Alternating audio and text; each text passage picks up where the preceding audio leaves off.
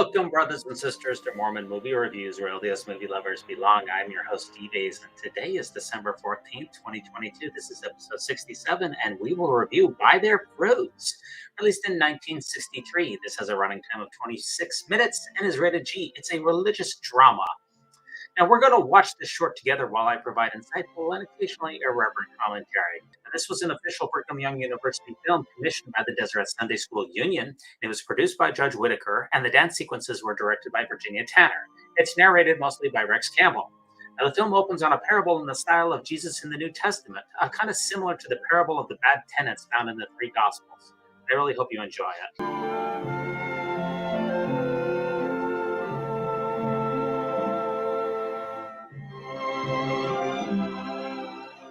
Behold, a certain husbandman had 3 servants.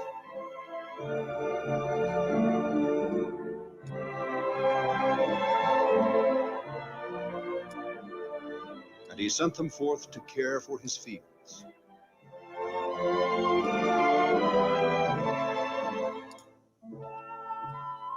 And lo, the first servant did go forth into the field and digged about her portion of the trees, but without purpose or diligence.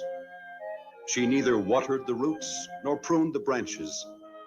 And when harvest time came, behold, the trees bore little or no fruit. So obviously the first servant is a bad servant, not what you want to do. And lo, the second servant did also go forth into the field, and he was more diligent than the first. He gave them water, and did prune here and there, but not to any great purpose, for behold, he understood not. Because of this lack of attention, the harvest was scant and of imperfect texture. So even though the second servant watered and pruned, he lacked purpose. So it's not enough to follow God's commandments. One must follow them and obey them really with the purpose in mind. Blind obedience is not enough.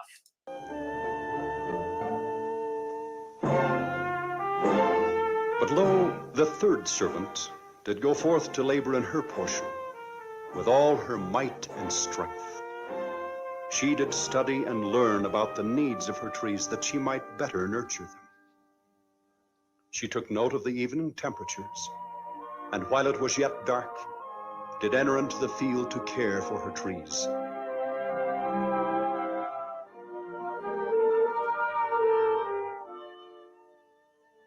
And lo, in due season, the fruit matured and came forth in rich abundance. The harvest was profuse and timely, the very soul of perfection.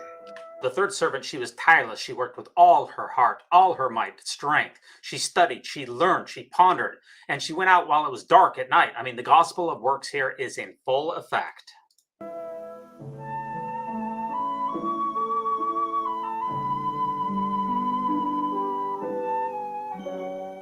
Which of these 3 servants did honor the trust placed in him by the husbandman? And which of them did receive his praise and much prized? Well done, thou good and faithful servant. That's from Matthew chapter 25, and that's the parable of the talents, which is one of my favorite biblical parables. The film's new parable that we just saw also reminds me of Jacob chapter 5 in the Book of Mormon, which is nicknamed the olive tree allegory. The allegory is one of my dad's favorite scriptural passages. He used to give firesides discussing it all the time. The answer to this modern parable could be found in a story of 3 lives. Lives which have intertwined as far back as kindergarten and on through high school. Looks like a budding polygamous relationship. Correction, a budding law of celestial marriage relationship. Hey, it's really progressive for the church to show polygamy in a church film. Looking forward to this one. And here's the 3 of them getting married in the temple for time and all eternity. What a faith-promoting story. And I'm guessing this is the Manti temple, but not sure. If you know, put it in the comment section. But the story really begins at their graduation from university. Oh, whoops. That never-to-be-forgotten day. Oh. The time of commencement. Never mind. These 3, standing on the threshold of adulthood, have much in common. They come from the same town, are living in the same state today. and have known each other since childhood. No, this is not a romantic story. Too bad. At least, not in the accepted sense of the word. For these will marry outside this tight little circle of three, yet remain close friends down through the years. Now, we're not going to, of course they get married. We're not going to show a church video of someone who's not getting married. There's no single people in the church. Heavens no, they all get married. Same three friends, somewhat older now, are all teachers in Sunday school. I'm really sold on these stake preparation meetings. We had a terrific group discussion in addition to our lesson material. Brother Larson talked about behavior patterns of teenagers. There's absolutely nothing better in the world than stake level meetings. Am I right? Well, as far as I'm concerned, anyone can have my class. My teenagers are inattentive, impudent. If they're impotent? Oh, whoa, hold on for a second. Wait a minute, hold on. Well, as far as I'm concerned, anyone can have my class. My teenagers are inattentive, impudent. Oh, impudent, as in not showing due respect for another person. Okay, gotcha. And I've about had it. Half the class doesn't even come, and I just don't think it's worth the time and effort to try and teach the noisy ones that do come. And that's what she said. Sorry you feel that way, Kate. Maybe this just wasn't your day. We all have days like this. It's not just today. It's every Sunday. I tell you, I've had it. Those kids don't want me, and quite frankly, I don't want them. You know, Kate is sounding borderline shrill. Hey, watch your tone, sister. Fact is, I'm ready to quit. You know, it sounds like Kate's class needs a good blood atonement. You know, when I first took over my class, I felt pretty discouraged too. But you remember that teacher training class we were in, Chris? It helped me to involve the students, and I soon had them taking a more active part.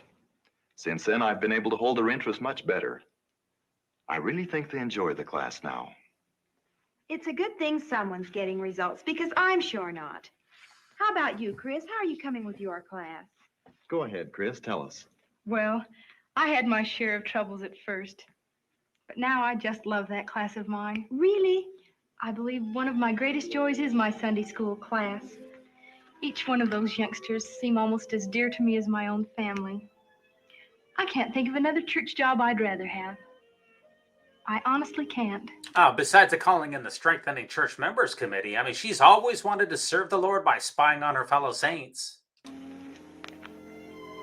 Here are three people with very similar backgrounds, basically the same education, and living in the same locality. What is the answer to the great difference in teaching satisfaction? To state the obvious, these Sunday school teachers represent the three tenants or servants that we saw at the beginning of the film. Here's the first It is servant. recognized that personalities and home environments differ widely, and there is always the variance in native teaching ability.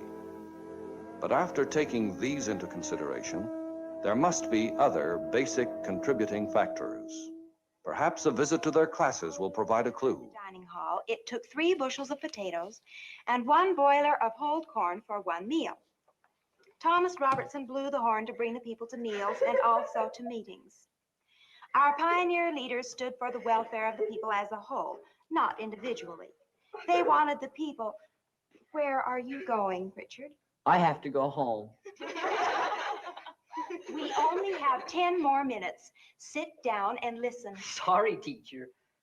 Come on, Richard. Will you please sit down until this class is over? I can't. It's too far back to my seat.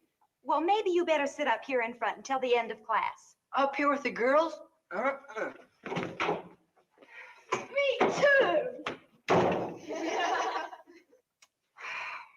Not good. Apparently, Kate hasn't caught the vision of her Our pioneer opportunity. leaders stood for the welfare Her of the class people. begins and ends simply as an assignment, and one can understand why the students are restless. Even though she makes a showing of digging about the trees, a little here and there, her concepts fail to go much beyond the process of just taking up time in class. Okay, I spent many years as a classroom teacher, both in the public and the charter schools. I've taught Sunday school a number of times, and I was even the president of a Sunday school ward at BYU. I have a couple of degrees in education, so I am well positioned to offer a helpful critique of Kate's classroom management and teaching techniques. Kate, she's reading from a manual regarding our pioneer ancestors. That is dreadfully boring. If you're going to read, which really should be avoided, you should make a handout so the students can read along with you, or better yet, ask them to read the passage. And that should be kept very short.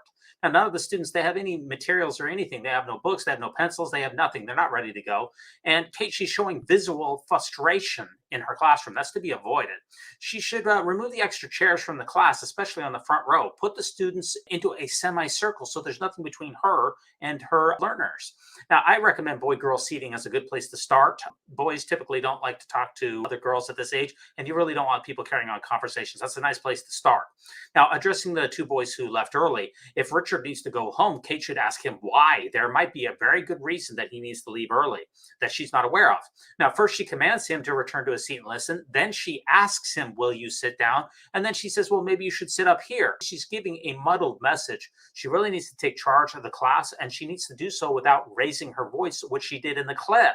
And Richard, maybe he needs some kind of a class role, some kind of a responsibility. It's also clear to me that Kate has no relationship with her students. At least two students were in complete defiance. She needs to speak with both of those boys' parents after a class. She's also checking her watch in class. I mean, you have students, they're chewing gum, they're combing their hair, they're talking, they're goofing off, they're not paying attention. Kate needs some serious faculty development. Behold, the trees bore little or no fruit.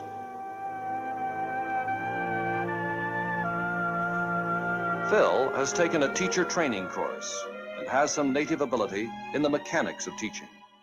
He studies the manual to advantage and looks for ways and means of interesting his students in the lesson material. Now, he's already involving his students by having someone write on the board. This is a positive step. How do we account for the similarities between the Bible and the Book of Mormon? Karen? Well, I think the fact that Lehi came from Jerusalem and he brought with him the records which contain portions of the book of Isaiah must have influenced the latter-day Book of Mormon prophets. Okay, so this is a big, big question here. And time out, time out. Wow, wow, wow. I have never seen a church video address even the smallest potential issue with church doctrine, church history, or anything of the sort, especially not from this era. This is absolutely unprecedented.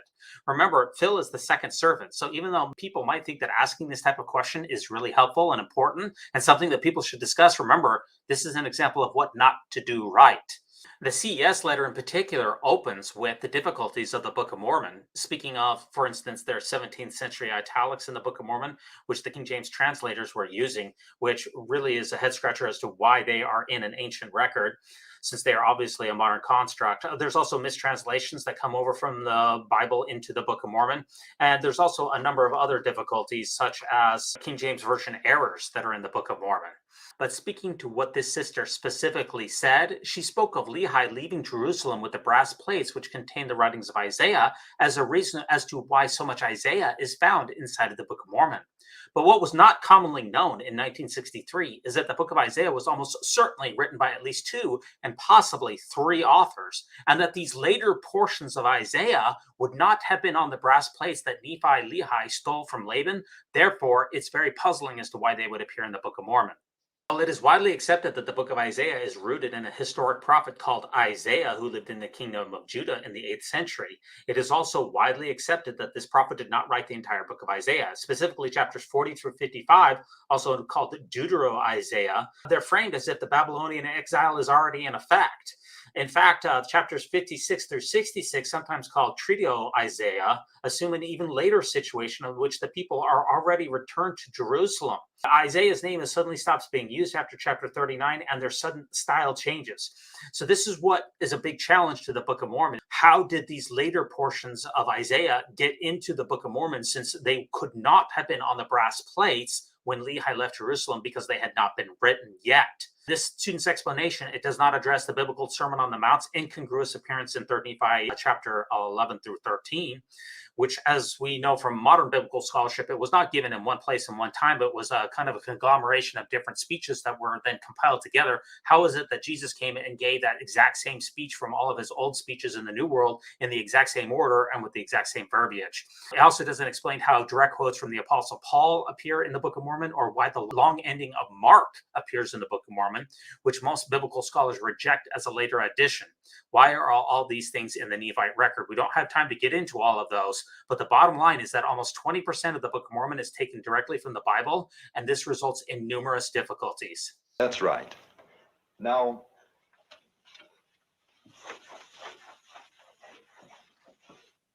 Let's see how many evidences we can list in support of the divinity of the Bible and the Book of Mormon.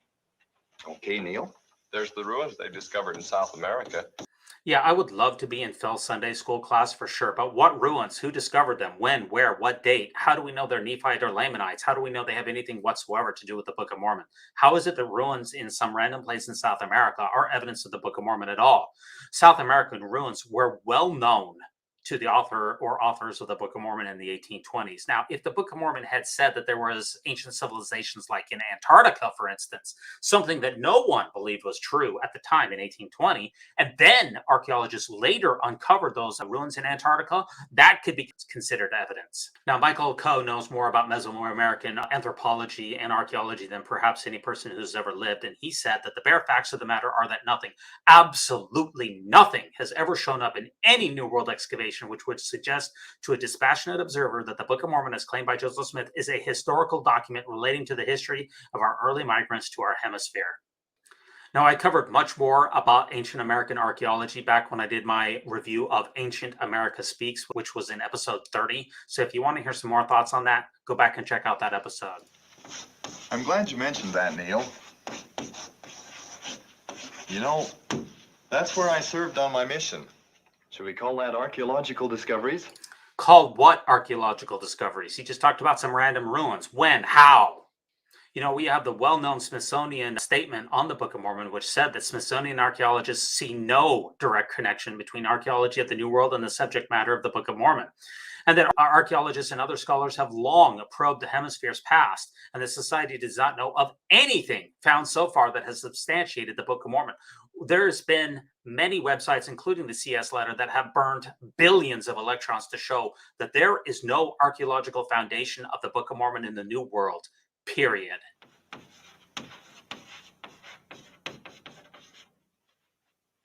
All right, someone else? Betty? For the Bible, I've heard that the story of the flood is part of the legends of many lands.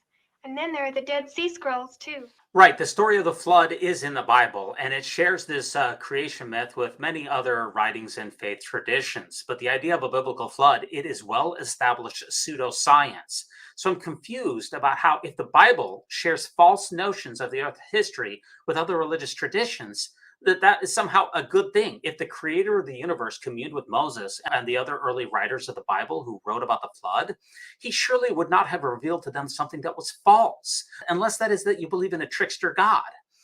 Now, talking about the Dead Sea Scrolls, Gerald and Sandra Tanner wrote in The Changing World of Mormonism about the discovery of the Dead Sea Scrolls, which was in like the late 1940s, early 1950s. I want to quote from them. Quote, Bible scholars have reason to rejoice over the discovery of manuscripts of Isaiah dating back to ancient times. Mormon scholars, however, are faced with a dilemma, for although these manuscripts support the text of the Bible, they could turn out to be one of the strongest evidences against Joseph Smith's inspired revision of the Bible and his translation of the text of Isaiah as found in the Book of Mormon. If Mormon scholars could find similarities between the text of the Book of Mormon and documents that were not known in Joseph Smith's day, this type of evidence would be impressive. The Dead Sea Scrolls, for instance, should provide a great deal of evidence for the Book of Mormon if it is really an ancient record. The Isaiah scroll found in Qumran Cave, number 1, should have caused a great deal of joy among Mormon scholars, for here is a manuscript of Isaiah which is hundreds of years older than any manuscript previously known. Surely if the Book of Mormon were true, this manuscript would be filled with evidence to support the text of Isaiah in the Book of Mormon, and thus prove that Joseph Smith was a prophet of God. Instead of proving the Book of Mormon, however, it has turned out to be a great disappointment to Mormon scholars, end quote. So the Dead Sea Scrolls, they are not helpful at all in showing the divine authenticity of Joseph Smith's translation of the Bible. And we've come to find out that large portions of the Joseph Smith translation of the Bible were plagiarized from the Adam Clark Bible commentary, which we know that Joseph Smith had access to. And also, the Dead Sea Scrolls, they have not helped at all authenticate the Isaiah portions found in the Book of Mormon. Just one last question. Finally, if the Lord's prophets were on Earth headquartered at North Temple in Salt Lake City, Utah, when the Dead Sea Scrolls were uncovered in the late 1940s, why didn't they take a leading role in helping to translate them as the foremost translators on Earth? Story of the Flood, the Dead Sea Scrolls.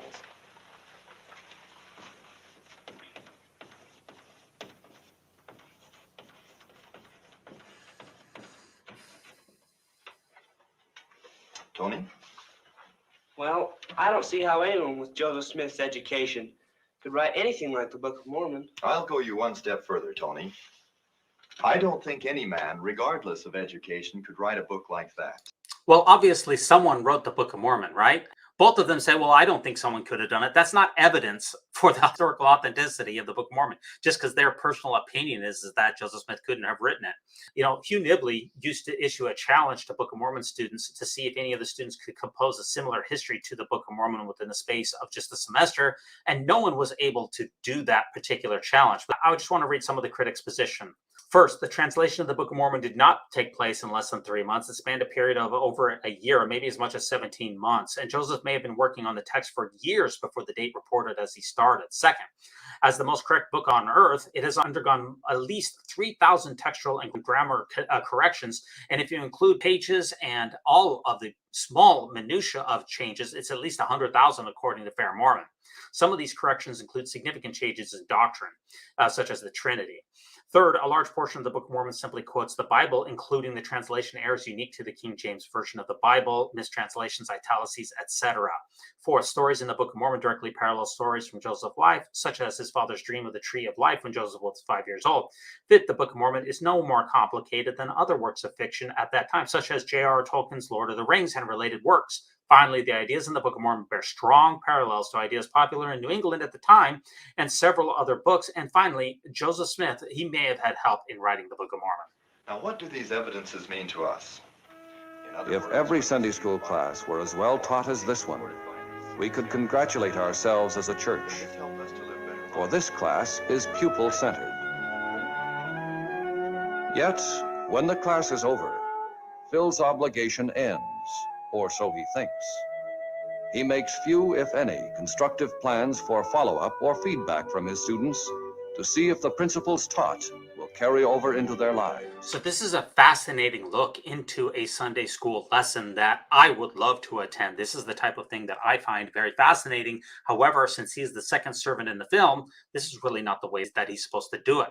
Now, the evidence put forward by Phil and the students in the Sunday school class, it is exceedingly weak, but still very, very interesting to me. And that's not the reason that Phil is not a good teacher. The very idea of discussing evidence in the first place is proof that Phil is not a good teacher, so-called evidence. That plus the fact that he is somewhat impersonal. His teaching skill and delivery is spot on and head of the class. But it's not enough for the filmmakers that you're a great teacher and pupil-centered. The filmmakers want, above all else, to make sure that Sunday school is about planting people firmly onto the covenant path. And that's not something that Phil does.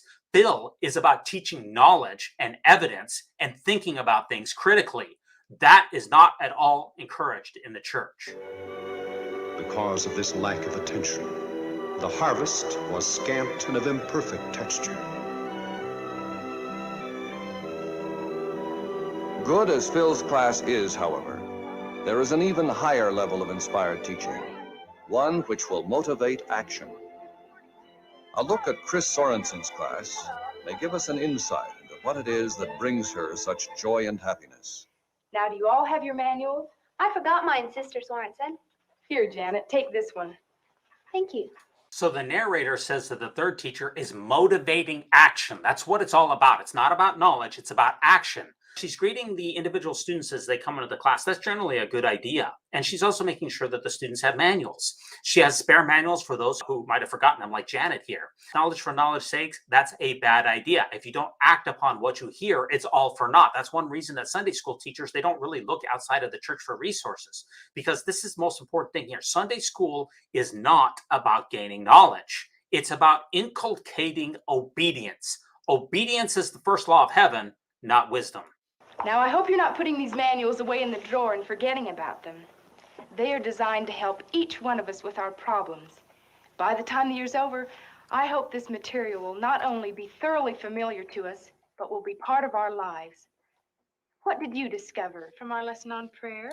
Well, Chris, I put your lesson on prayer into good use last Sunday, and God confirmed to my heart of hearts the inspiration behind the race in the temple priesthood ban.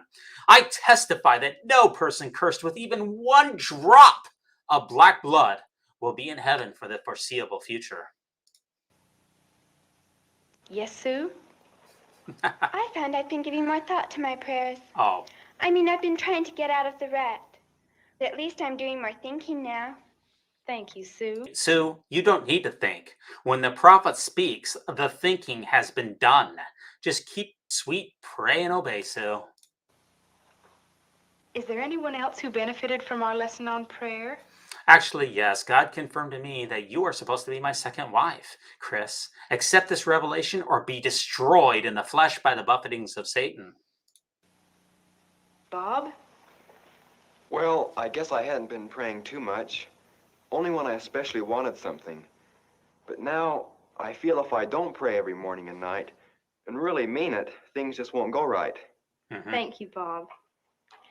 I hope that we'll always remember our prayers, because this is one way that we can keep in tune with our Heavenly Father. But please be considerate. Make sure that God doesn't answer your prayers in such a way as to contradict a senior church leader or doctrine. The church news. Bye, kids. See you tomorrow. Hi, Mom. Hi, dear. Oops. Aren't you getting a little big to rush me from the 10-yard line? Not at all, sir. She's a couple months shy of her 15th birthday, or as Joseph Smith liked to call it, open season. But this is the first time I've seen you today. Well, Fidget, what did you learn in Sunday school this morning? Well, Janet learned how masturbation turns people gay. Just another typical inspired Sunday school lesson from the 1963. Oh, lots. And the girls beat the boys again. Hey, and that reminds me. Oh, no, you don't. Not till after dinner. Those questions Sister Sorensen sends home every week have been getting harder and harder. Well, that's what she said. Oh, come on, Daddy. This one's easy. How many books are there in the Bible? And you say that's easy? Well, I'll have you know, young lady, I learned the books of the Bible in a song once. Okay. Me, me, me, me. Uh-oh. Genesis and Exodus, Leviticus and Numbers, Deuteronomy, la la la la la, Joshua, Judges, Ruth, da da da da da, Samuel, la da da, Uh-oh. da da da. Oops. Da, da. Shame on you, Daddy. And you, one of the presidents of the 70s. Hey, time out, Janet. It's wrong to criticize leaders of the church, even if the criticism is true. But seriously, my dad, he held a 70s stake level office of the 70. It was disbanded in 1986. Well, it's been a long time. Anyhow, how many books are there? Well, what do you know? I don't know where you got that road sign, Janet, but it's just what I had in mind. Let's hit the road. Dinner's ready. Good, I'm famished. You know, a white male priesthood leader is lounging on the couch, perusing the church news in the Deseret newspaper, while his dutiful wife slaves over dinner and his daughter quizzes him on the books of the Bible. You know, I just love the smell of patriarchy in the morning. That's John chapter 17, verse 3. Good. One more point for the girls. Now, where was the Savior between his death and resurrection? Okay, Charles? Jesus was in the tomb during... Is that your answer? Now let me finish. Now, as I was saying, Jesus was in his tomb during the 3 days. At least his body was. But his spirit was in paradise. That's exactly the right answer, Charles. Thank you, Dorothy. Well, it looks like the boys win. Yay! Oh, sorry. In all this competition against one another to come up with the right answers, I hope we're not losing sight of why we're doing it. What's the real reason for all this? Is it just for the sake of proving that the girls are smarter than the boys? Or vice versa, like today? What do you think, Jerry? Right, there are right answers to gospel questions in Sunday school, and of course, wrong ones. The real reason for Sunday school is not about knowledge. It's about inculcating action. It's about renewing covenants, getting to the temple. And it's also to hammer home the orthodoxy, promote the official narrative, root out dissenters and false doctrine. And as we've seen in the Sunday school lessons, there's no meaningful dialogue in this particular Sunday school because meaningful dialogue is to be discouraged. The only meaningful dialogue was in the second teacher with Phil, but that was not the correct way to approach things. Well, I think it's so we'll remember the lessons better and try to put them into practice. That's right. Now, Jerry, during the past week, have you had any experience you'd like to tell us about? Something that's been the direct result of one of our recent lessons? Oh, yes. Jerry, she prayed to the Lord about getting a relationship with Heavenly Mother. And the Lord told her that she was being arrogant and unproductive. Jerry, she's not going to make that same mistake again. No way. No, I'm sorry. I can't think of anything special that's happened to me. All right. Betty, do you have something? I think so, Sister Sorensen. At least I hope so. You remember when you gave us the story of Peter's vision and where he was commanded to eat animals which the Jews considered unclean? This vision taught him that the gospel was for everyone and that he should look beneath the surface to find out what was in the hearts of men. As I thought about this, I figured that I should look deeper into the hearts of those around me to find their real feelings. Rather than ignore a girl that didn't belong to my crowd, I would try and be a friend to her and help her. It's been just wonderful. Already I've made a couple of new friends. Because of this, I think I know how Peter must have felt. Betty, I'm proud of you. I can't tell you how happy I am to know that you've given that lesson so much thought and have applied it in your own life and actions. So it's ironic that Betty is riffing on the importance of Peter, who was a Jew, taking the gospel to the Gentiles who were not Jews, when the church at this time is filled with white people and not taking the gospel to black persons or anyone from Africa, really. Or, of course, not gays or trans persons either. She said, quote, the gospel is for everyone, end quote, but sees no irony whatsoever in denying the gospel to at least 20% of the Earth's inhabitants at this time. Now, the subject of our lesson for today is to be found in the answer to this question. Now, this question should have been on the board from the beginning so the students could think about it while they were coming into class. But here's the question that I wish you would write on the board. Why does the church at this time refuse to hire women with children under 18 or fire female seminary teachers and institute teachers as soon as they become mothers? That was the policy that lasted until 2014. That's the question I wish you would put on the board. Them in service to others, automatically bringing rewards of sweet satisfaction, such as being extra helpful at home. Diligent at school. Yes, sir. Kind and considerate to others. You betcha. And making a real effort to curb impulses of anger when they arise. Sister Sorensen's door is always open to her students, and she has phone calls throughout the week asking for advice. She is interested in the entire family of each of her students, and her understanding of each student and his background adds meaning to her counseling. She encourages individual application of lessons taught in class and organizes group activities where these might prove most helpful. One of these came about through an incident of great consequence in the lives of the Baxter family.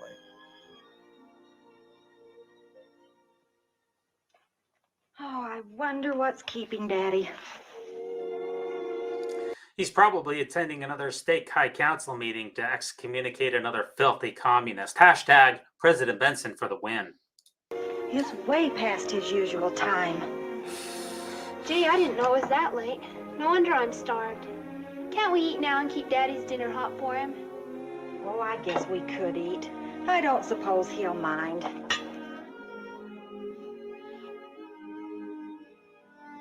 I bet you're hungry too. I can't understand what's keeping him. He always phones when he's going to be late.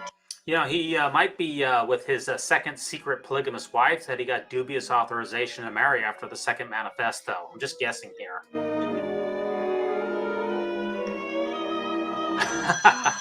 There he is now. I'll get it. Okay, maybe not. Hello? What? Oh, no. What's the matter, Mother? Where is he now? Mother, what's Uh-oh. happened? Is it Daddy? All right. We'll be right there. Yes. Thank you very much. Mother, what's wrong? Oh, Daddy's been in an accident. They're taking him to the hospital. We've got to go. Oh, no. You know, it looks like the home teachers there were probably trying to do a blood atonement on Brother Baxter because he didn't know the books of the Bible. It just reminds me that life, it's so fragile. Just make sure that you say your prayers and eat your vitamins. You know, now that I'm thinking about it, I sure hope that Brother Baxter's already had his second anointing. That would be very helpful at a time like this.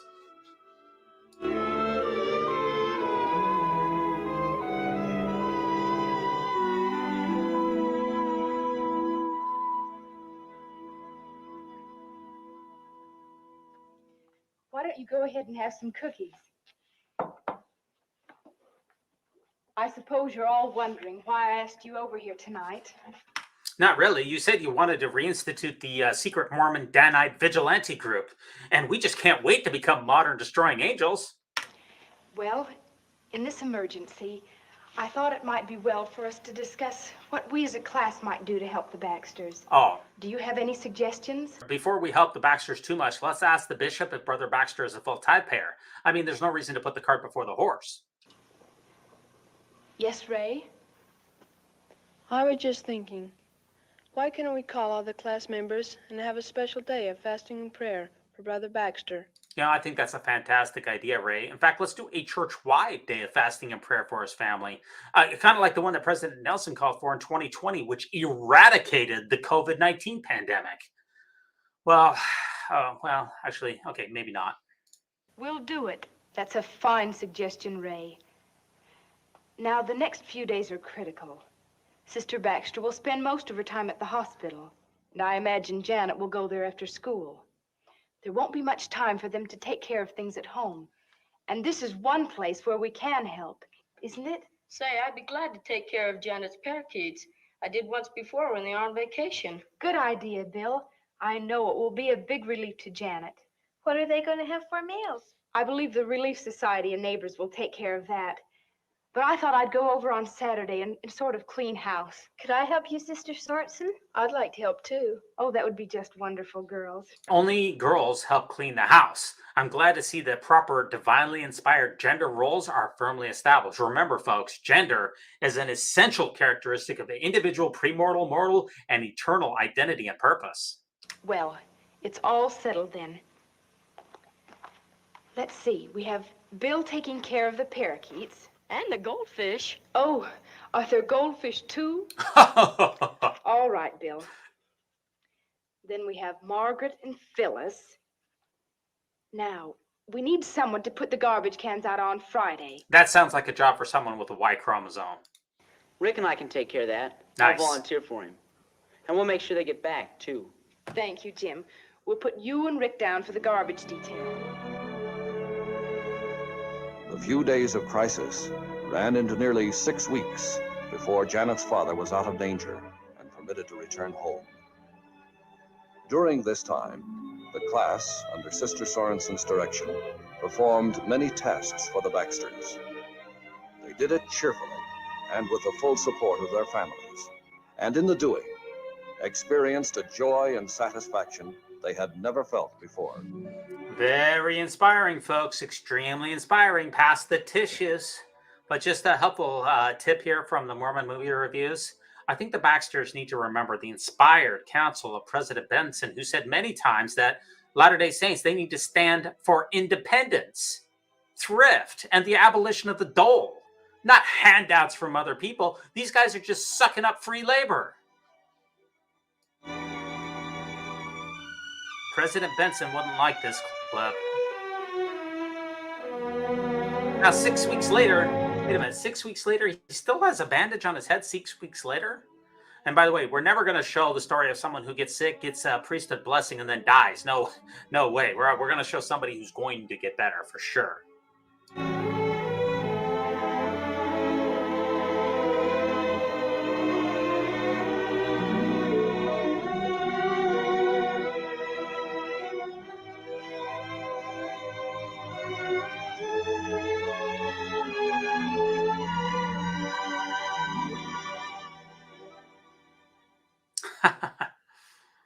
You all know, of course, that Daddy's home again and doing fine, and he just loved the flowers. It all seems like a horrible dream now, yet in some ways, so many thrilling things have happened to us that we can't look upon Daddy's accident as a total loss. The wonderful blessing he received at the hands of the priesthood, the fasting and prayers of all of you, are things we'll never forget. I know the Lord answered our prayers. Amen. I just want to try and thank you all for the help you've given us while we were away from home so much. You, Bill, for taking care of the parakeets. And my goldfish have never looked so fat and shiny. Well, just all of you. You'll never know how much help you really were. Daddy asked me to give you this, Sister Sorensen. He said that he's been trying to answer your questions for so long now that he thought it was his turn to ask you one. You know, I think Brother Baxter has given Sister Sorensen a copy of the happiness letter. If you know what I mean. You better burn that when you're done reading it, Sister Sorensen. This question concerns all of us. Which of the following scriptures have reference to a certain Sunday school class we know of? Do men gather grapes of thorns or figs of thistles?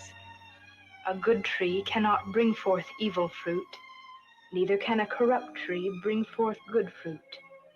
Wherefore, by their fruits ye shall know them. Ah, the title of the movie. And then this.